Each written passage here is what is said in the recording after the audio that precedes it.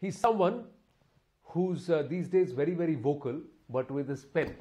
And he has penned recently a very, very interesting article on what is the Islam or the nature of Islam that India should actually follow. And are we going the wrong way? The Arabization of Islam in India, especially around the hijab row. So always a pleasure to once again sit face to face with you. Madhavji, namaste. Thank you. Let me first ask you, is this a trend which you have seen over the last 2 or 3 decades? That there is perhaps a sway of what many say Salafism or Wahhabi influence in India, which is the reason why we are seeing such a huge furor over the hijab, burqa and the niqab? Yes, but this phenomena is not just limited to India. It has been there in many other countries also in the last 3-4 decades, especially ever since the petrodollar influence over global politics started rising. You can say from 70s, 80s onwards. With petrodollars came the growing influence of Wahhabist version of Islam, which is very hardline, very fundamentalist. I don't mind calling it very regressive. It has started influencing many societies, and incidentally, we in India also came under its influence. Especially, I believe that some important schools in India, like the Deobandi school, they have always been vocal supporters of this version of Islam. So this is very medievalist in its interpretations. It is against change, against reform, and as I said, it has led to not only fundamentalism, but it became the basis for the kind of terror that we have witnessed in the last 3 decades in the Middle East. So that kind of Islam needs to be questioned in India, needs to be checked. Even in India, barring certain phases during Mughal rule, we had seen in history a syncretic version of Islam, even in India. Yeah. So this influence of Wahhabism on Indian Muslim society must be challenged at some point, and I don't think there is a better time than now. True. So Deoband is in Uttar Pradesh, and Deobandi school largely in northern part of India, but the south, and for it to happen somewhere in Udupi. I know you are also tracking the developments pan-India. Did this surprise you that this has now happened in Udupi? No, it did not surprise me at all, because as I said, the roots of it lie in the Arab money, Arab petrodollars. And one of the major destinations of it was Kerala for many decades now, because of the immigrant population there, especially North Kerala. Came under this kind of influence in the last couple of decades, and if you notice the trend of people joining the ISIS like movements, it happened from Kerala in substantial numbers. Those who went there came back or did not come back, whatever. So the influence over pockets in Kerala, especially North Kerala, of this kind of hardline Islam have been known to agencies, known to even common people for quite some time. It is that influence which had actually led to its spillover into neighboring Karnataka. These areas like Udupi, etc., for last more than 2 decades have been simmering with this kind of radical Islamization and resultant reaction in the society also. And you know those incidents of Bhatkals and others getting arrested in the early 2000s and all. So I would say this is also a result of that same influence that has happened through petrodollars. But if that is the case, why is the Muslim society in India not rejecting it? Primarily, it is the responsibility of the Muslim society to challenge this interpretation of Islam. They must stand up. Nobody denies that. And as outsiders, we can only protest. We can only challenge it. But essentially, it's an internal kind of you call it struggle or whatever. It has to happen. But in this whole process, the real problem is with the so-called liberals in our society. Not just here. Globally, that's a nuisance. Liberalism per se is not bad. Classical liberalism is what we all stand for. But these neo-libs, libtards, these are the real problem. They suddenly become the cheerleaders of this kind of Wahhabist interpretation, not realizing that they are pushing sections of our Muslim society into rank fundamentalism, against which they have been fighting in many countries today. You probably have seen that even in Saudi Arabia, the younger prince there, Mohammed bin Salman, MBS we call him, he has come out openly against many orthodox practices. Today he came out saying that you should not make this hijab mandatory. So there is an effort to reform those societies. It's coming from within. Here are our so-called liberals who are provoking these young girls into no, we are there for you. And look at the arguments. One argument is choice. The other argument is freedom. These are ridiculous arguments. One of the great wise leaders of our opposition party has even compared hijab with a bikini. Correct. He said hijab and bikini are the representative of one's choice. This choice argument is a very flawed argument. Your choice or freedom ends where my nose begins. Correct. Choice within certain social or constitutional morality, it exists within that framework of a morality. Any choice that is against the constitutional order, moral order, ethics of the society is not allowed. You can't say that I have the choice or I roam around naked. It's not permissible. Only permissible for two people. If you are protesting, you will be arrested, or you should be a mad guy to do that. But you cannot say that choice is the option in any situation, whatever I want to do. So these kind of arguments that we are giving, it's famous English saying that your freedom ends where my nose begins. Correct. Similarly, where my nose is, there your choice should end. Correct. So this choice and freedom argument that these libtards are giving is quite erroneous, but it is these people who are supporting this thing and pushing the poor Muslim women back into that regressive system. Correct, but the point is they're saying let the woman decide whether she wants to wear a hijab or not. How can a school or an institution decide? How can a government decide? No, that is precisely what I am saying. Your choice ends where my regulation begins. You have to go on a road on the left side. Isn't it the rule? Correct. Now, you can't say that my choice, I will go on the right. Because where there is a regulation, there your choice ends. Your choice is there in your house or in your private space. There you are fully free. Who is saying that you cannot have that freedom of wearing hijab or whatever in your private space? But when you are in a public institution, that public institution has certain rules. You must comply with those rules. So that's what I'm saying. This whole thing should not be seen as some restriction on my personal freedom. No. We're saying in public spaces, there is something called public order and morality. Public order and morality are not my words. These are words of our constitution or our legal system, law and order institution. There, you have to simply comply. True, but here the arguments. Let's take one argument after the other. So one of this in the space of the neoliberals that you said, or the libtards that you said, is also a very famous actor. And the tweet put out was that if Sikhism and if a turban is a choice, why can't a hijab be? Turban is not a choice. Turban is one of the 5 accepted dress mandates of Sikh religion. Pillars, Remember, hijab, even going by very, very renowned Islamic scholars, is not a mandatory dress code. The very, very prominent liberal Islamist scholars also say that it's only about decency and dignity in dressing. Now, decency in dressing, dignity in dressing is not about any specific wear. So to argue that this is my religious obligation is actually opposed by even many Muslims themselves. Correct. I mean, young girls come out and say that no, it's not an obligation. In Sikh religion, yes, there is a particular religious obligation for believing Sikhs. In many situations, if it is a religious institution, probably in a madrasa, probably nobody will stop. Correct. You wearing the religious dress. Similarly, in other religions also, certain institutions may permit.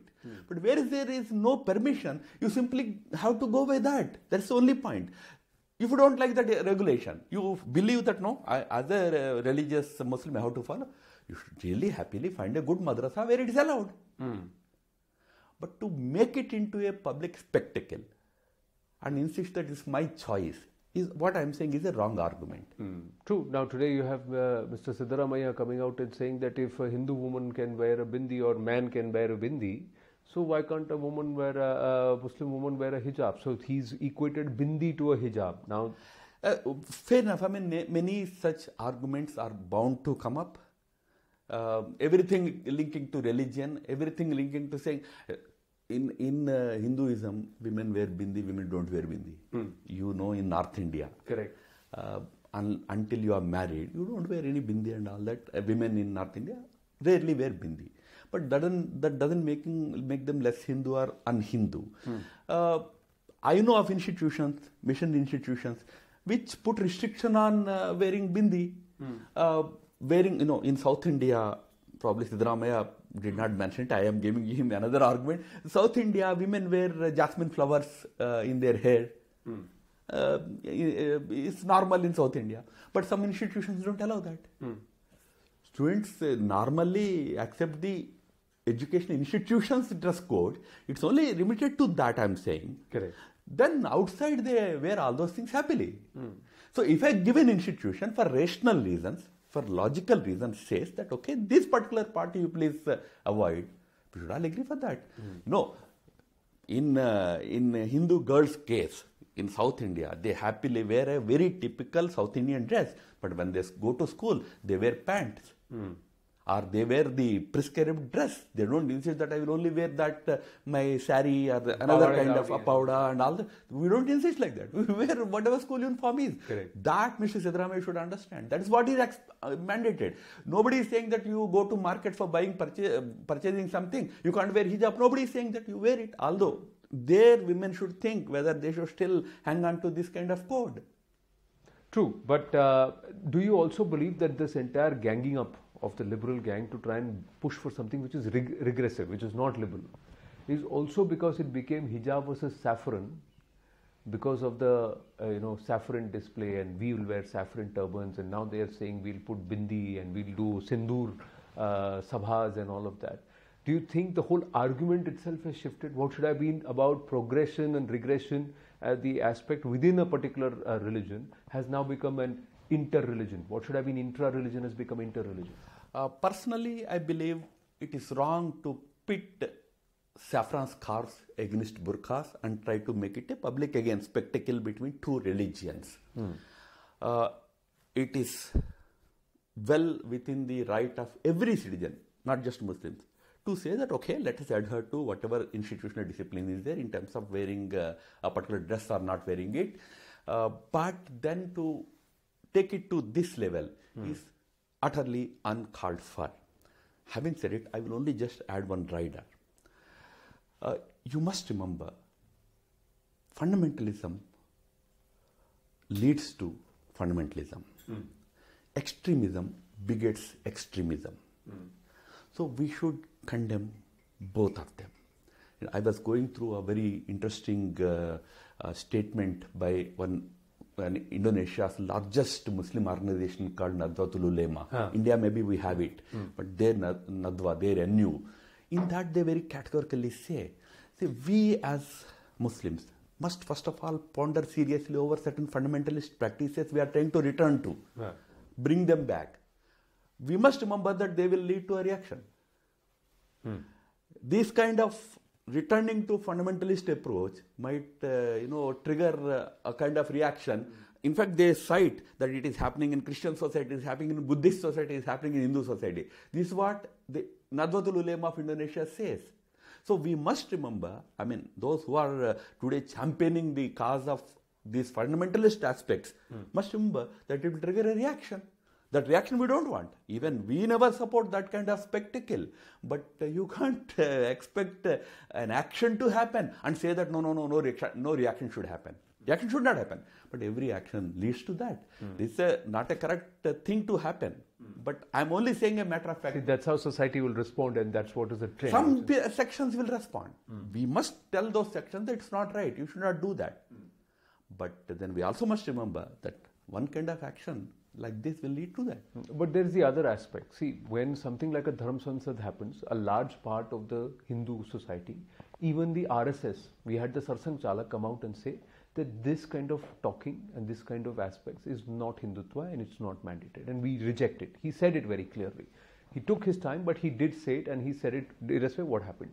Here, but on the other hand, when a Kerala governor like Arif Mohammad Khan Saab comes out and outrightly rejects these kind of demands in Islam and says Islam does not mandate it. Hijab is mentioned 7 times, but as a curtain, not as a clothing.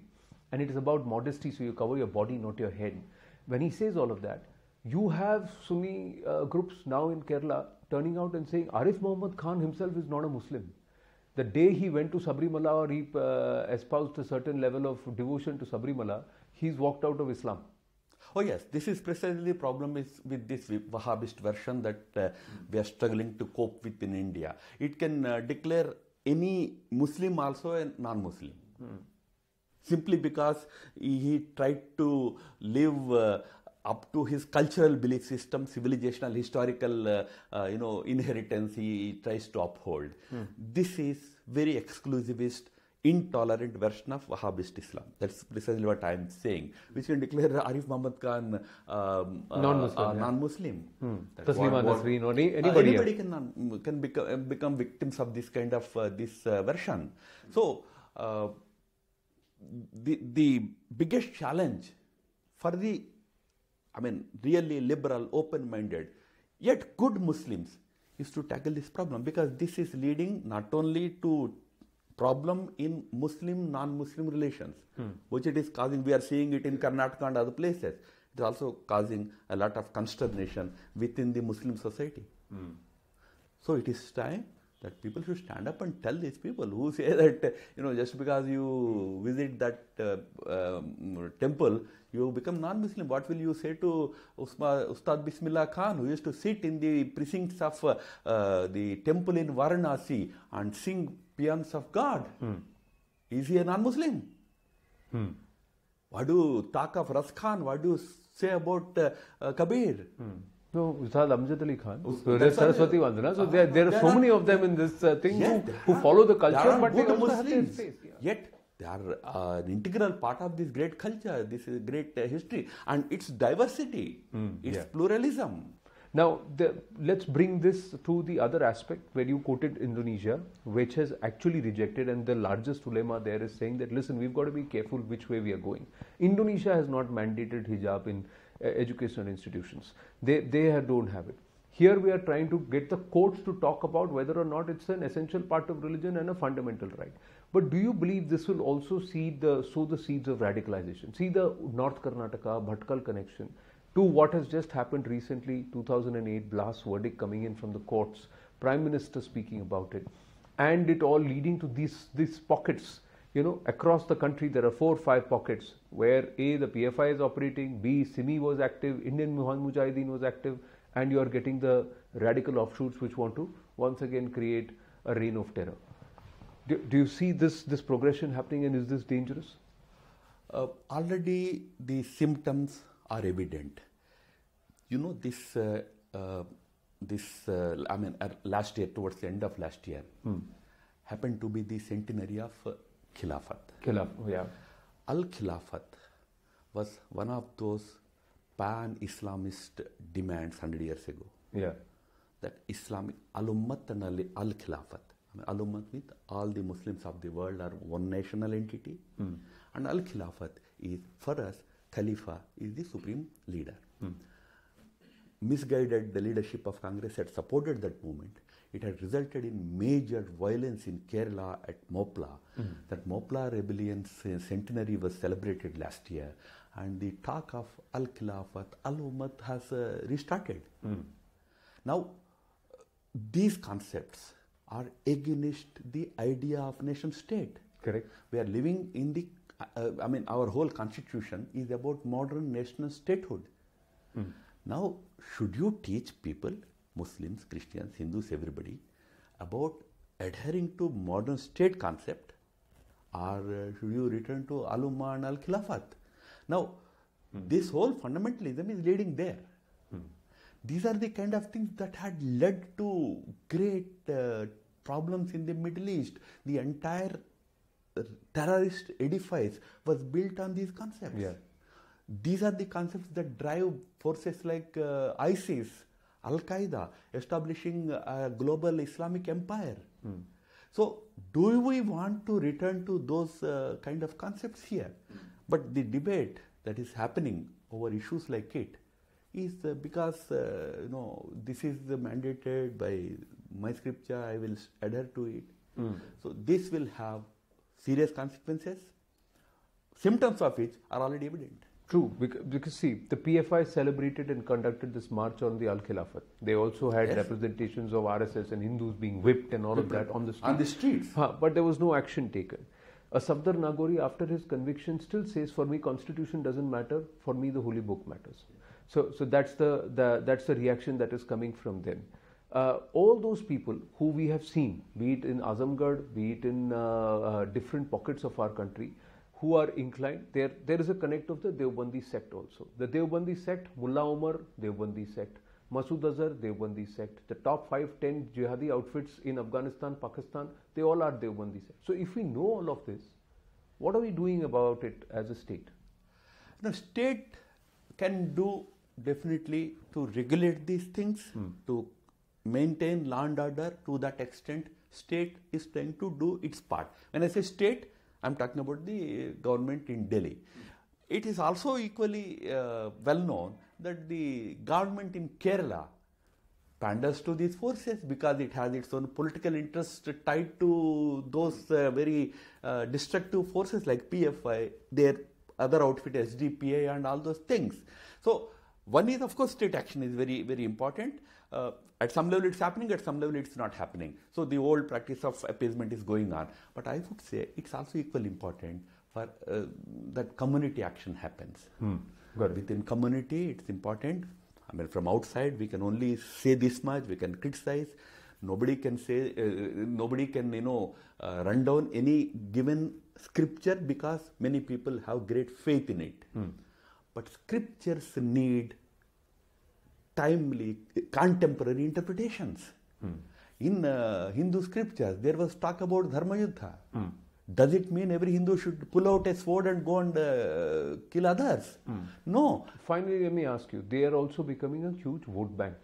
Slowly, the vote bank numbers are increasing. So that's why this entire game of appeasement comes into play. Withdrawing cases against them, standing up for these kind of regressive demands because you think you will be able to get some votes and corner some vote share and you have some election. The UDP issue also started because the Kapu municipal body and the SDPI holds 3 seats and they got worried that ABP was gaining ground and they sent in CFI. So that's where it all stemmed. So this politics is the one which allows the misinterpretation or these radical elements a certain amount of free play. So you think that is going to change? Because if that doesn't change, we are looking at another series of terror attacks. We are again going to see another attack on our social fabric and you're going to have polarization and counter-polarization. Final question. Yeah, no doubt. Politics plays a role. Elections play a role. These things happen. That is where I think everybody from all sides should draw certain red lines. This far, no further. It's easy in larger Indian society. You know how to do it. But it becomes difficult with forces like PFI. Because for them it's not just electoral benefits or political benefits. It's much bigger ideological vision. A sort of a dogma. Sort of very weird global belief system. There it's not just politics. Maybe they use politics, okay, meaning in a college election. That could be an excuse for them to do that, but their vision is not just winning election. Winning election using these religious things for election is also bad. I'm not defending it, but then we must remember that these elements, they are not just limited to using political Islam, creating political Islam. Political Islam was used by Jinnah. Okay. He was a political Islamist. These are much bigger forces. Yeah. So we must not even condone them, saying that it's all politics, they do it at the time of elections. No, there are bigger things involved, there are bigger dogmas involved, and these dogmas are as much a threat to larger national unity as a threat to civilized life among Muslims also. True. Even for Muslims. Absolutely. Ram Madhavji, always a pleasure speaking with you. Thank you very much. Thank you. My pleasure.